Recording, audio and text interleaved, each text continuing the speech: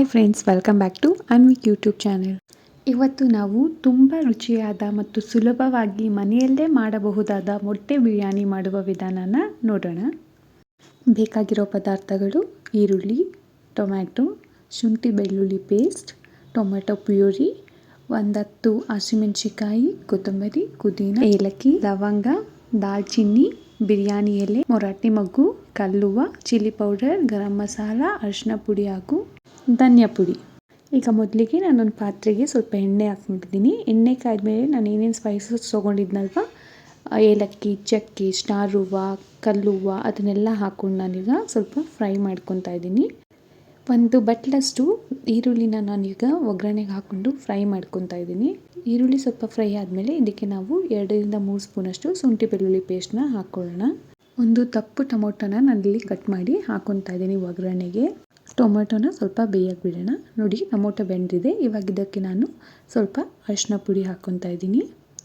ಹಾಗೆ ನಾನಿಲ್ಲಿ 2 ಟೊಮೊಟೊನ ರುಬ್ಕೊಂಡಿದ್ದೀನಿ. ಈ ಟೊಮೊಟೊ ಪ್ಯೂರಿನ ನಾನು ಇವಾಗ ಇದಕ್ಕೆ ಸೇರಿಸ್ಕೊತಿದ್ದೀನಿ.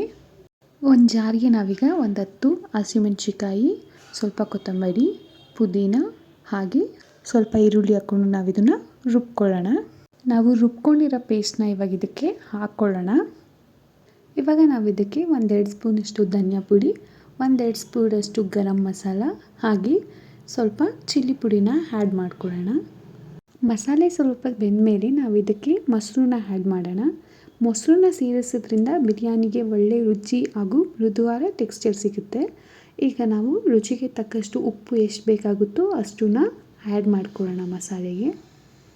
ನಾನು ಅಕ್ಕಿನ ತೊಳೆದು 20 ಮಿನಿಟ್ಸ್ ನೆನೆಸಿಟ್ಟಿದ್ದೀನಿ.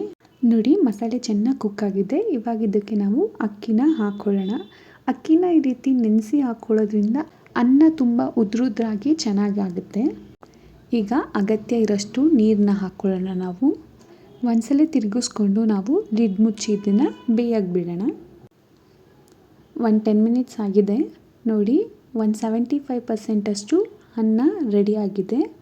ನಾನು ಮೊಟ್ಟೆನ ಬೇಯಿಸ್ಕೊಂಡು ಸಿಪ್ಪೆ ತೆಗೆದಿಟ್ಕೊಂಡಿದ್ದೀನಿ. ಮೊಟ್ಟೆನ ಈ ರೀತಿ ಒಂದು 4 ಸೈಡ್ ಈ ರೀತಿ ಕಟ್ ಮಾಡಿ ನಾವು ಬಿರಿಯಾನಿಗೆ ಹಾಕ್ಕೊಳ್ಳೋಣ. ಈ ರೀತಿ ಹಾಕ್ಕೊಳ್ಳೋದ್ರಿಂದ ಮಸಾಲೆ ಎಲ್ಲ ಮೊಟ್ಟೆ ಒಳಗಡೆ ಚೆನ್ನಾಗಿ ಸೇರುತ್ತೆ.